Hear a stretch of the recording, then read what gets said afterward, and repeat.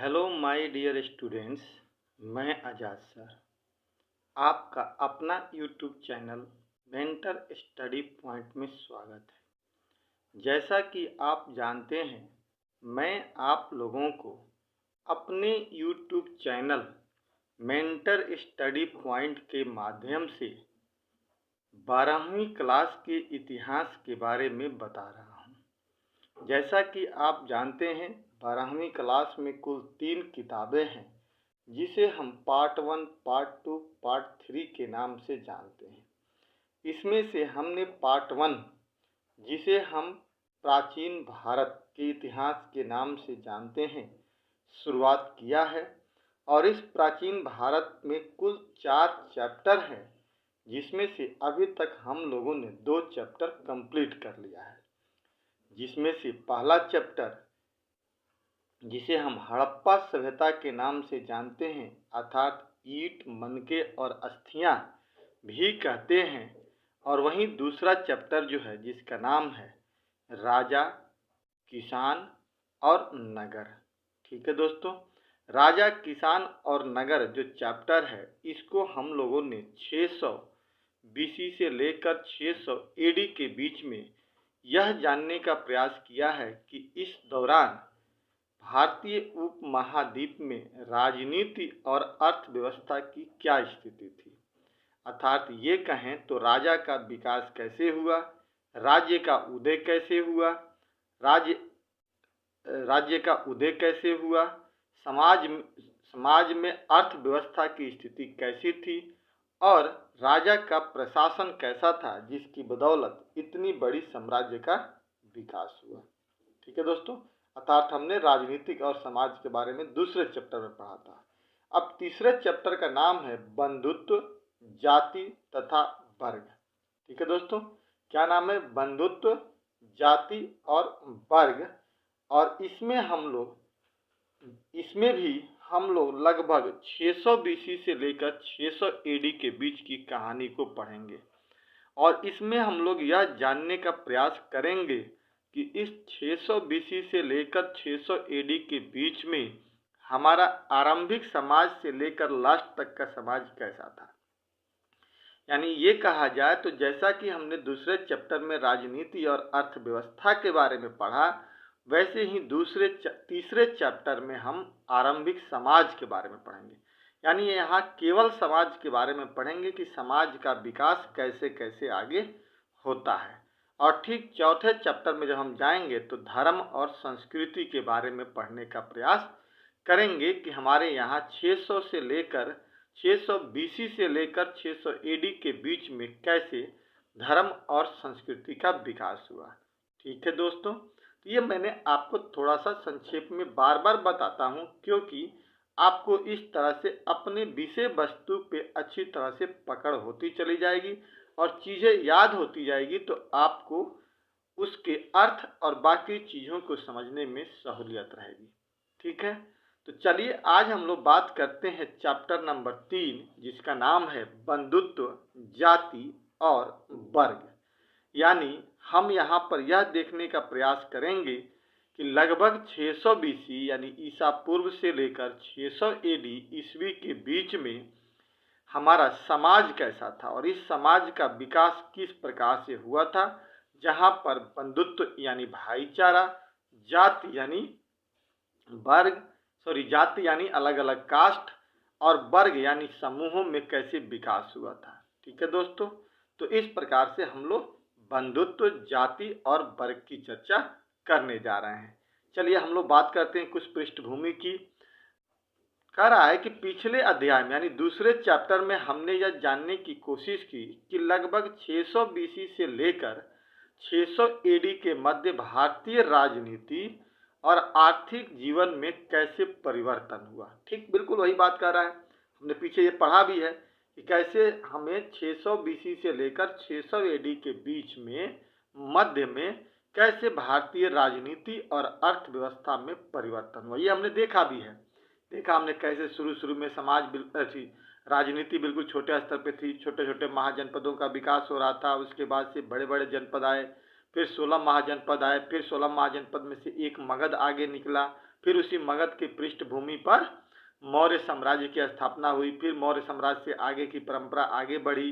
फिर धीरे धीरे हमने देखा कि कैसे किसान वर्ग का उदय हुआ, कैसे समाज में उस समय राजनीति में किसानों का महत्वपूर्ण स्थान रहा। फिर हमने नगरों को देखा कि नगरों का उदय कैसे हुआ, नगरों के उदय में कैसे महत्वपूर्ण भूमिका व्यापार ने, अर्थव्यवस्था, व्यापार ने, लोहा ने, मुद्रा ने, राजाओं की महत्वाकांक्षाओं ने महत्वपूर्ण भूमिका निभाई।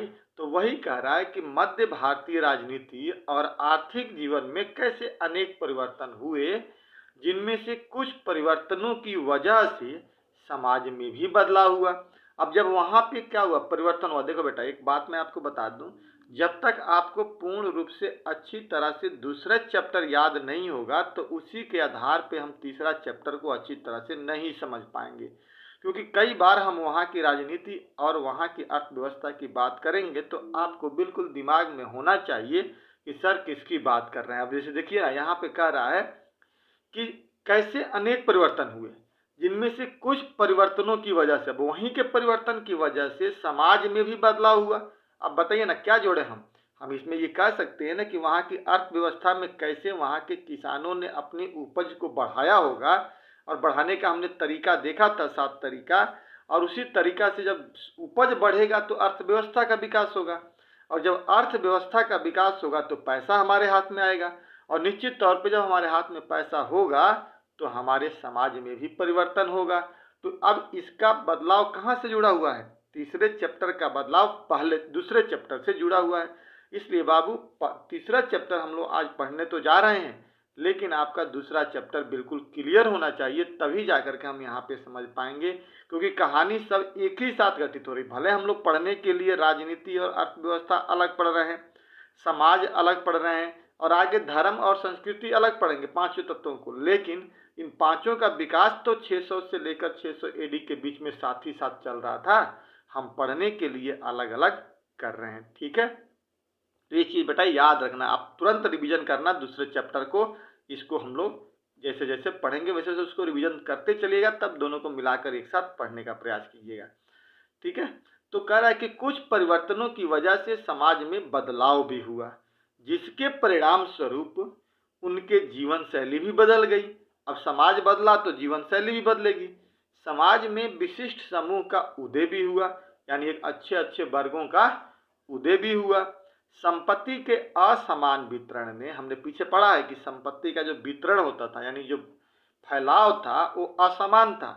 सभी के पास एक जैसी संपत्ति नहीं थी। कोई व्यक्ति राजा भी था तो कोई प्रजा के रूप में गरीब आदमी भी था, कोई सेठी वर्ग भी था तो कोई व्यापार भी था, कोई पूंजीपति भी था। तो अलग अलग समाज में असमानता थी। असमानता वितरण ने समाज में विषमता को भी जन्म दिया। जब पैसे का वितरण जब अलग अलग होगा तो निश्चित तौर पे समाज में असमानता भी फैलेगी, यानी विषमता होगी, यानी समाज में भेदभाव होगा। तो अर्थव्यवस्था वो एक ऐसी चीज होती है जिससे समाज में असमानता भी आती है और समाज में भेदभाव भी होता है। इस चीज को बेटा आप लोग ध्यान से समझना, पूरी आराम से मैं आपको बता रहा हूँ, एक एक चीज को ध्यान से समझने का प्रयास करना वीडियो के माध्यम से, ठीक है। तो पहले हमने क्या देखा कि कैसे राजनीति और अर्थव्यवस्था में परिवर्तन ने समाज में परिवर्तन को जन्म दिया, और समाज में परिवर्तन ने क्या किया, समाज में असमानता और विषमता को जन्म दिया। ठीक इसी प्रकार इस अध्याय में, यानी हम तीसरे चैप्टर में यह जानने का प्रयास करेंगे कि राजनीतिक और आर्थिक परिवर्तन का समाज पर क्या प्रभाव पड़ा। आई बात समझ में कि यहाँ पर समाज पर क्या प्रभाव पड़ा और क्या क्या बदलाव हुए। जब राजनीति और अर्थव्यवस्था में परिवर्तन हुआ तो समाज में क्या क्या बदलाव हुए, कैसे बंधुत्व, जाति और वर्ग का उदय हुआ। यानी बंधुत्व मतलब भाईचारा, जाति आपको बताइए कि हम लोग की अलग अलग वर्ग, और वर्ग मतलब समूह को कैसे उदय हुआ, इसके बारे में हम लोग पढ़ेंगे, ठीक है दोस्तों। चलिए अब आगे कह रहा है कि इसके लिए भारतीय उपमहाद्वीप के सबसे समृद्ध ग्रंथ। अब हमें कहाँ से पता चलेगा कि बंधुत्व, वर्ग और जाति और वर्ग, इसके बारे में हमें कहाँ से जानकारी मिलेगी। तो इसके बारे में हमें जानकारी एक ग्रंथ महाभारत पर हम अपना ध्यान केंद्रित करेंगे। यानी एक ग्रंथ है जिसका नाम है महाभारत, के बारे में आप सभी लोग जानते हैं, हम सब आप सभी लोग जानते हैं महाभारत को, कि महाभारत एक हमारा बृहद ग्रंथ है जो भारत के बहुत सारे चीज़ों की जानकारी वो देता है और झलक भी वहाँ से मिलती है हमारे समाज को लेकर के। अगर आप ध्यान से महाभारत को समझिए और देखिए तो आपको स्पष्ट दिखाई देगा कि समाज में कैसे लोग बटे हुए थे, समाज कितने भागों में बटा हुआ था और किस प्रकार समाज में भेदभाव या अन्य चीज़ों का प्रचलन था। तो वही कह रहा है कि ग्रंथ महाभारत पर हम अपना ध्यान केंद्रित करेंगे और यह जानने का प्रयास भी करेंगे कि किस प्रकार से इसमें सामाजिक श्रेणियों और परिस्थितियों का विवरण किया गया। मतलब समाज में श्रेणीबद्ध जो समाज था, एक वर्ग, दो वर्ग, तीन वर्ग ऐसे बधा हुआ था, उसको कैसे परिस्थितियों के अनुसार श्रेणीबद्ध यानी एक तरीके से बांधा गया था। यह भी जानने का प्रयास करेंगे कि कैसे समाज में जाति और वर्ग का उदय हुआ। ठीक है जी, जाति का उदय और वर्ग का उदय कैसे हुआ ये भी समझने का प्रयास करेंगे। यानी हम इस चैप्टर में बंधुत्व, जाति और वर्ग को समझने का प्रयास करेंगे। हमने कुछ भूमिका में देखने का प्रयास किया। जो संबंध कहाँ से जुड़ा हुआ है, ये जुड़ा हुआ है दूसरे चैप्टर से। अब आगे कह रहा है कि अब इसको देखिए, हम लोग बात करते हैं राम महाभारत की। कह रहा है महाभारत का समालोचनात्मक संस्करण, संस्करण लिखा हुआ है वो, महाभारत का समालोचनात्मक संस्करण, यानी महाभारत जो था उसका समालोचनात्मक यानी समान रूप से आलोचनात्मक, आलोचना यानी उसमें कुछ चीज़ों की समानता की गई है तो कुछ उसकी आलोचना भी की गई, उसी के संस्करण को हम लोग समझते हैं। और जब ये समझ में आ जाएगा तो निश्चित तौर पे हम यहाँ के समाज को भी समझने में अपनी भूमिका निभा सकते हैं। कह रहा है कि समकालीन समाज को, मतलब उस समय की, समकालीन का मतलब होता है उस समय की समाज को समझने के लिए इतिहासकार प्रायः साहित्य परंपरा और अभिलेखों का उपयोग करते हैं। ये तो हम भी जानते हैं, आपको पहले भी हमने बता रखा है कि जब भी कभी इतिहासकार किसी चीज की खुदाई करता है और वहां के इतिहास को लिखने का प्रयास करता है तो उसमें साहित्यिक परंपराओं को जानने की कोशिश की जाती है और उसकी जानकारी हमें किससे मिलता है, किताबों से। तो अब यहाँ की जानकारी भी हमें महाभारत से मिलेगी, तो इसी का उल्लेख करेंगे और साथ ही साथ अभिलेखों का भी प्रयोग करते हैं पुरातात्विक साक्ष्यों के रूप में। आगे बात समझ में, तो यहाँ जब हम विवरण प्रस्तुत करेंगे तो साहित्य और अभिलेख का प्रयोग करेंगे।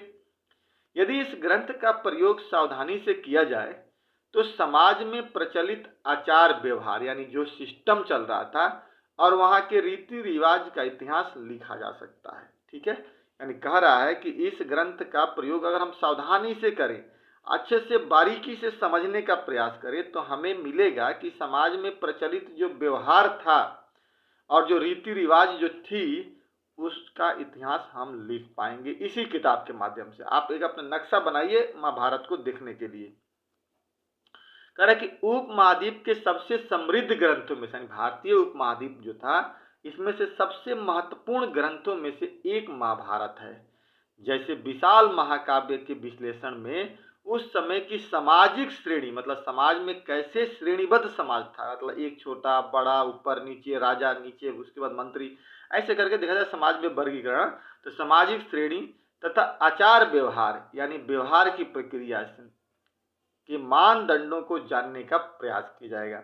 यानी कैसे व्यवहार, आप देख लीजिए ना समाज महाभारत को, कैसे दो बंधु हैं, जो भाई हैं, उन्हीं के बीच में लड़ाई हो रही है, परिवार को लेकर के, धन संपत्ति को लेकर के, कहीं पे किसी को हीन भावना से देखी जा रही है तो कहीं पे किसी की उच्च भावना से, कई सारी चीज़ें आप महाभारत में देखे होंगे, आपको बहुत अच्छी तरह से समझ में आएगा। तो उसी चीज़ को हम लोग जानने का प्रयास करेंगे, किससे, महाभारत के समालोचनात्मक संस्करण से।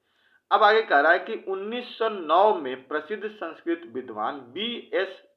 सुक्थांकर के नेतृत्व में महाभारत का समालोचनात्मक संस्करण तैयार किया गया। यानी एक आलोचनात्मक उसका विवरण तैयार करने की कोशिश की गई, यानी शुरुआत हुई। इस परियोजना को पूरा करने में 47 वर्ष लग गए। कितने लगे बेटा? 47 वर्ष लग गया महाभारत को तैयार करने में। हो जाता है कि उनकी भाषा अलग थी, उस समय के लिखने की कहावत चीज़ें अलग थी। अब आज वो मिला तो उसको हम लोग कई बार साम्यता स्थापित कर करके जोड़ जोड़ कर लिखने का प्रयास किए हैं।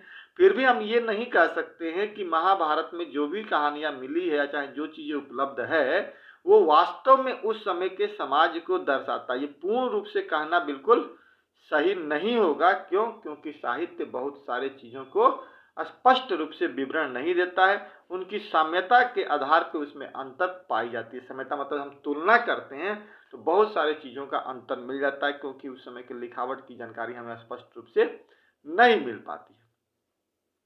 तो इस ग्रंथ को तैयार करने में 47 वर्ष लग गए। महाभारत की मूल कथा के रचयिता संभवतः भाट सारथी थे, ऐसा माना जाता है। जैसा आपका एनसीईआरटी कहता है कि इसके रचयिता मूल रूप से भाट नाम का एक व्यक्ति था, जो सारथी था, जिन्हें सूत कहा जाता था। क्या कहा जाता था? सूत कहा जाता था। वे क्षत्रिय योद्धाओं के साथ युद्ध क्षेत्र में जाते थे। कौन जी? भाट। जो सूत थे वो क्षत्रियों को लेकर के, जो क्षत्रिय योद्धा हुआ करते थे, उनको लेकर के युद्ध क्षेत्र में जाते थे। और साहित्यिक परंपरा के अनुसार इस बृहद रचना के रचयिता, देखिए अब एक चीज बात समझिए, सॉरी, कह रहा है कि महाभारत की मूल कथा के रचयिता संभवतः भाट थे, और भाट को ही हम लोग सूत कहते हैं। और वो कहते हैं क्या कि ये क्षत्रियों को लेके जाते थे युद्ध भूमि में, और वहां पे लड़ाई होती थी, और फिर आकर के उसको लिखते थे। लेकिन साहित्यिक परंपरा के अनुसार इस बृहद रचना के रचयिता ऋषि व्यास थे। ऐसा क्या मानता है कि ऋषि व्यास थे, जिन्होंने श्री गणेश से इस ग्रंथ को लिखवाया था। आगे बात समझ में? यानी आधुनिक परंपरा के अनुसार तो हम ऋषि व्यास को मानते हैं, लेकिन पुरानी परंपरा के अनुसार हम भाट सारथी को मानने का प्रयास करते हैं। ठीक है, तो ये क्वेश्चन ऑब्जेक्टिव भी यहाँ से बन गया कि आधुनिक रचयिता कौन माने जाते हैं? ऋषि व्यास माने जाते हैं। जबकि किताबों में पुरानी चीजें किसके बारे में कही गई है? भाट सारथी यानी सूत के बारे में कहा गया है। ठीक है, चलिए, तो ये बात हमने देखा महाभारत के माध्यम से कि महाभारत में हमें विभिन्न प्रकार के जाति, विभिन्न प्रकार के वर्ग और बंधुत्व के बारे में चर्चा मिला है, जिसको हम लोग समझने का प्रयास करेंगे। ठीक है दोस्तों, अब कह रहा है आगे कि बंधुत्व एवं विवाह, यानी भाई और भाई के साथ विवाह। यानी बंधुत्व मतलब होता है भाईचारा, बंधुत्व का मतलब भाईचारा, भाई भतीजावाद, और विवाह यानी कैसे आपस में लोगों का विवाह समाज में हो रहा था। और उसके लिए अब इसमें एक हेडिंग दे रहा है कि अनेक नियम और व्यवहार की विभिन्नताएं, कि अलग अलग नियम भी थे, शादी विवाह के भी नियम थे, और उस नियम को फॉलो करने के लिए अलग अलग व्यवहार थे जिनमें भिन्नताएं थी। इसको हम लोग समझने का प्रयास करते हैं। यानी भाई बंधुत्व और विवाह को, परिवार से तो जुड़ा हुआ है, समाज से जुड़ा हुआ है। अब कह रहा है कि परिवार के बारे में जानकारी, हमें परिवार के बारे में जानकारी मिलता है कि परिवार जिसे हम लोग कुल कहते थे, इसकी जानकारी वहां पे मिलती है। कहाँ पर? 600 BC से लेकर 600 AD के बीच के समाज में। कह रहा है कि समाज में बंधुता एवं विवाह का संबंध अनेक नियमों और व्यवहार की विविधता पर टिका हुआ था। समाज में जो विवाह का नियम जो था और संबंध थे, वो अनेक नियमों पर और व्यवहारों पर क्या हुआ था? टिका हुआ था। इसमें परिवार एक इकाई का कार्य करता था। परिवार क्या था? एक छोटी सी यूनिट थी, यानी इकाई थी। लेकिन सभी परिवार एक जैसे नहीं होते थे, क्योंकि हर एक परिवार एक बड़े समूह का हिस्सा होता था, जिन्हें हम संबंधी कहते थे। कई मतलब एक परिवार, दो परिवार, तीन परिवार मिलकर नहीं कहते कि आपस में संबंधी हैं। हम जब शादी विवाह होता है तो एक परिवार दूसरे परिवार में शादी करता है, मतलब दूर के रिश्ता होते हैं, लेकिन फिर भी वो क्या होता है? संबंध तो बनता है ना। तो हम उसे क्या कहते हैं कि जब उनके रिश्तेदार कोई आते हैं तो हम लोग अब कहते हैं ना गाँव देहात में कि ये हमारे संबंधी है, यानी हमारे ये रिश्तेदार हैं। यानी दो परिवारों का आपसी रिश्ता बन गया, यानी एक छोटा सा परिवार से बड़ा परिवार का समूह बन गया। तो वही कह रहा है कि इसमें परिवार एक इकाई का कार्य तो करता है, लेकिन सभी परिवार एक जैसा नहीं होते हैं, क्योंकि हर एक परिवार एक बड़ा समूह का हिस्सा होता है, जिसे हम संबंधी कहते हैं। संबंधों का अध्ययन जब हम सूक्ष्म दृष्टि से करते हैं तो पता चलता है कि इसका अर्थ जाति समूह भी होता है। यानी मान लीजिए कि मेरा एक संबंध, हम एक संबंध एक जाति के हैं, एक दूसरा जाति भी है, और उस जाति का इस जाति में वैवाहिक संबंध हो गया, तो अब हम कहते हैं ना कि ये हमारे संबंधी हो गए, यानी हमारे रिश्तेदार हो गए। तो ऐसी स्थिति में एक स्तर पे, छोटे स्तर पे तो हम जाति की कल्पना करते हैं उनको, लेकिन उसी को हम जब बड़े स्तर पे कहते हैं तो बंधुत्व यानी संबंधी के बारे में समझते हैं कि वो हमारा संबंध बन गया उनके साथ। निश्चित तौर पे आपको समझ में आ रहा होगा कि छोटे स्तर पर अकेला का, देखिए 4 गो परिवार अलग अलग है, लेकिन उन चारों परिवारों का 4 परिवारों से फिर विवाह भी होता है, तो एक समूह बनता है कि नहीं, एक जाति बनता है कि नहीं। तो उसी प्रकार से समूह का विकास होता है। ठीक है दोस्तों, अब कह रहा है कि पारिवारिक रिश्ते नैसर्गिक और रक्त संबंधों पर आधारित माने जाते हैं। जो पारिवारिक रिश्ते होते हैं, परिवार का जो रिश्ता होता है वो तो रक्त संबंधी होता है, लेकिन उसमें संबंधों को अगर जोड़ दिया जाए, संबंधी को जोड़ दिया जाए, एक जाति को दूसरे जाति से जोड़ दिया, तो वहां पे बहुत कम हम नैसर्गिक यानी रक्त संबंध को देखते हैं।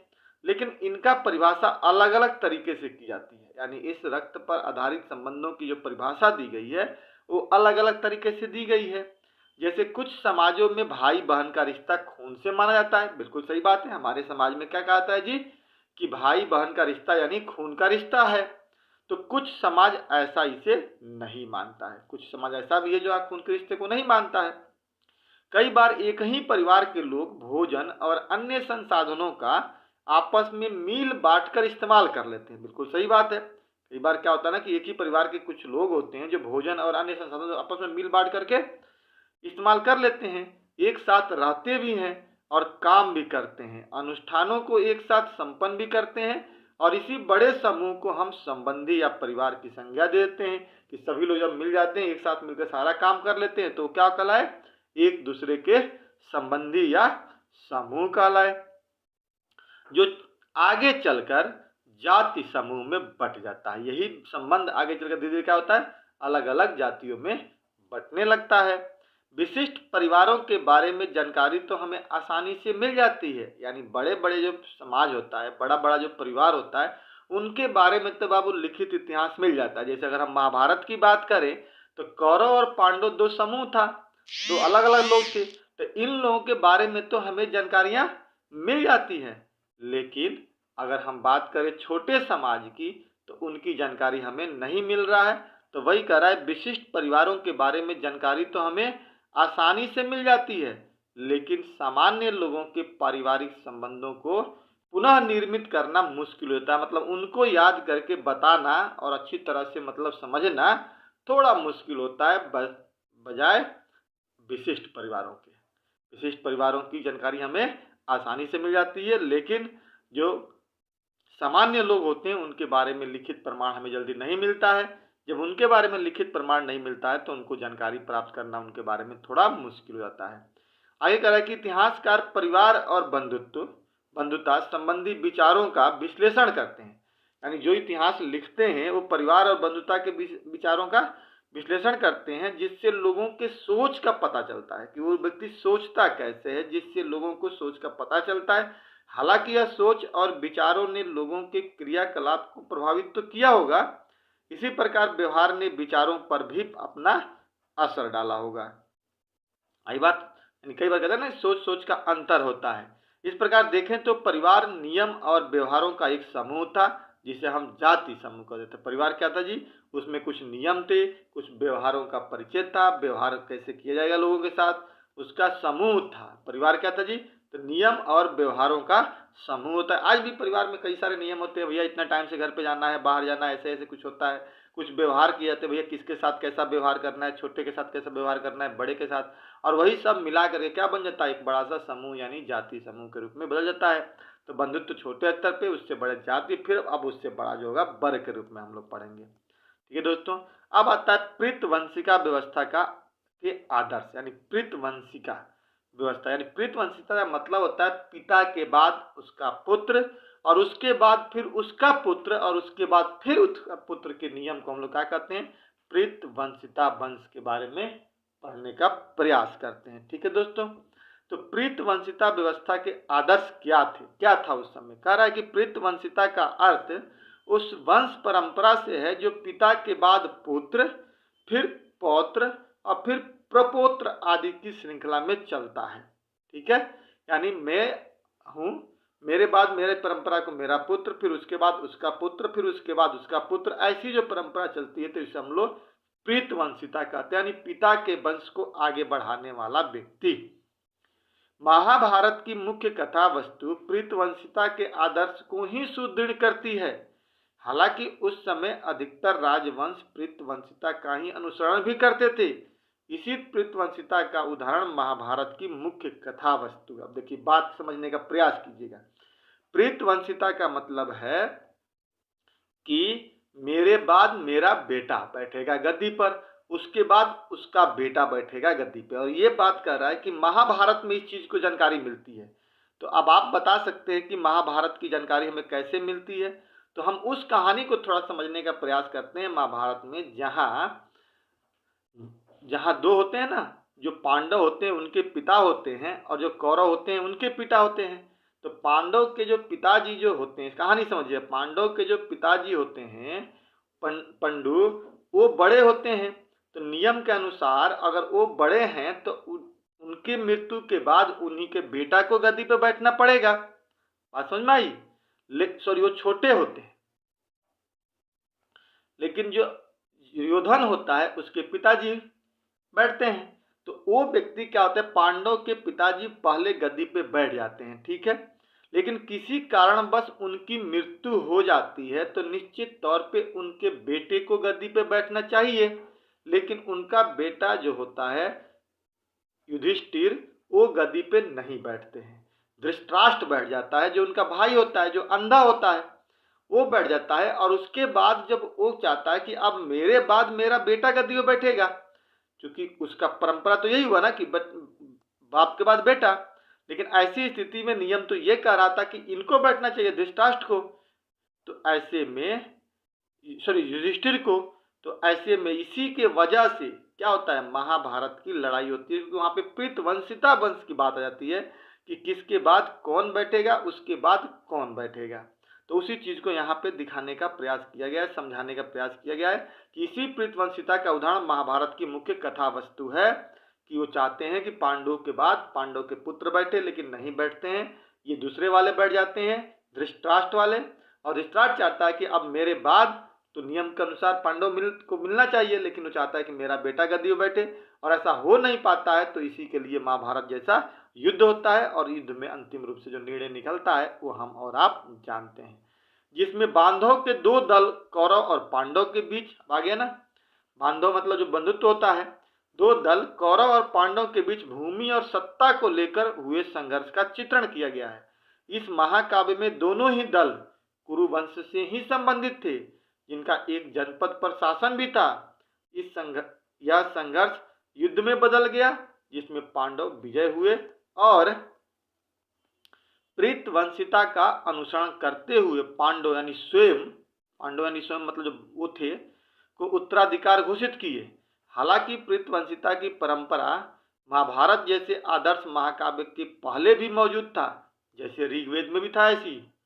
हालांकि इस प्रथा में कई बार विभिन्नताएं भी दिखती थी, क्योंकि कभी कभी पुत्र के न होने की स्थिति में भाई को उत्तराधिकार सौंप दी जाती थी। तो कभी बंधु बांधव सिंहासन पर अपना अधिकार जमा लेते थे, यानी बंधु बांधव मतलब परिवार के अन्य लोग जो थे वो लोग जमा लेते थे। कभी कभी तो विशिष्ट परिस्थितियों में महिलाएं भी सत्ता का उत्तराधिकारी घोषित कर दी जाती थी, जैसे प्रभावती गुप्त राजा हुई थी। राजा होना ये गुप्त काल की बात कर रहा है कि अगर उसका पति मर गया तो उसके बाद किसको बैठा दिया गद्दी पर, उसकी पत्नी को गद्दी पर बैठा दिया गया। इस प्रथा की जानकारी ऋग्वेद जैसे कर्मकांडीय ग्रंथों के मंत्रों में भी मिलती है। ऋग्वेद में भी इसकी जानकारी मिलती है, जिसकी जानकारी हमें 1000 बीसी से 1500 बीसी से 1000 बीसी के बीच में मिलता है। इस प्रकार प्रीतवंशिता की वंश की जो परंपरा है वो अलग अलग समय में अलग अलग बैठा है, लेकिन उसका मूल अर्थ यही होता है कि पिता के बाद पुत्र, उसके बाद उसका पुत्र, यानी पुरुषों की ही प्रधानता चलेगी। लेकिन कई बार ऐसा नहीं होता था, तो बंधु बांधव के अन्य परिवार के लोग बढ़ जाते थे, वो भी सक्षम नहीं हुए तो पत्नी को या लेडीज को बैठा दिया जाता था। ये ऐसा प्रमाण हमें मिलता है, लेकिन महाभारत हमें इस चीज की जानकारी नहीं बंधुत्व को देता है। ठीक है दोस्तों, तो इस प्रकार से इस प्रथा की जानकारी ऋग्वेद जैसे कर्मकांडीय ग्रंथों के मंत्रों में भी मिलता है। आगे इसमें हम लोग को पढ़ना है विवाह के नियम। ठीक है दोस्तों, विवाह के नियम के बारे में हमें चर्चा करना है। इसकी चर्चा हम लोग अगले वीडियो में करेंगे। आज हमने टॉपिक की शुरुआत की थी, तो हमने दो चीज समझने का प्रयास किया यहाँ पे। एक तो हमने कुछ परिचय देखा, परिचय के बाद महाभारत का समालोचनात्मक संस्करण क्या था उसको हमने जानने का प्रयास किया। फिर हमने बंधुत्व को समझा कि बंधुत्व क्या होता है, भाईचारा की भूमिका क्या होती है, और उस भाईचारा में कैसा कैसा व्यवहार था। यानी बंधुत्व मतलब एक परिवार को जोड़ लीजिए, और उस परिवार में अनेक नियम और व्यवहार में क्या भिन्नताएं होती थी, इसको हमने जानने की कोशिश की परिवार के माध्यम से। और इसकी जानकारी हमें कहाँ से हमने उठाया, महाभारत के एक संस्करण से हमने दिया, महाभारत को एग्जाम्पल में लिया। और इसी में हमने ये भी देखने का प्रयास किया कि प्रीतवंशिता व्यवस्था क्या थी, कैसे पिता के बाद उसके पुत्र, उसके बाद उसका पुत्र, उसके बाद उसके पुत्र की परंपरा थी। और इसकी झलक भी हमें महाभारत में मिलती है, और उसको अच्छी तरह से सिद्ध नहीं हो पाता है, जिसका परिणाम महाभारत का युद्ध होता है। ठीक है दोस्तों, तो इसके साथ ही आज हम लोग यहीं पर खत्म करेंगे। अगले वीडियो में हम लोग चर्चा करेंगे किसके बारे में, तो हम लोग पढ़ेंगे अब आगे हम लोग विवाह के नियम को समझेंगे। यानी यहाँ पर हम लोग टोटल किस चीज के बारे में समझेंगे, समाज से जुड़े हुए हर चीज के बारे में समझने का प्रयास करेंगे कि विवाह के क्या क्या नियम थे, कैसे कैसे विवाह होता था, कैसे अंतर विवाह, बाह्य विवाह, ये सब परंपराएं वहां पर थी। ठीक है दोस्तों, तो इसके साथ ही हम लोग इस वीडियो का यहीं पे एंड करते हैं। आपसे मेरा अनुरोध है कि आप इस वीडियो को लाइक जरूर कीजिएगा और कमेंट जरूर कीजिएगा, अपने दोस्तों के साथ इसे शेयर कीजिएगा। अगर आपने इस वीडियो को अभी तक सब्सक्राइब नहीं किया है तो प्लीज़ आपसे रिक्वेस्ट है कि आप इसे सब्सक्राइब कर दीजिएगा, ताकि आपके सब्सक्राइब करने से हमारा मनोबल बढ़ता है। और हमारी जब मनोबल बढ़ती है तो मैं आपके लिए एक अलग तरह से मेहनत करके अलग अलग वीडियो लाने का प्रयास करता हूँ, जिससे आपके ज्ञान में बढ़ोतरी होती है। ठीक है दोस्तों, ठीक है, तो इसी पे ख़त्म करते हैं। जय हिंद, जय भारत।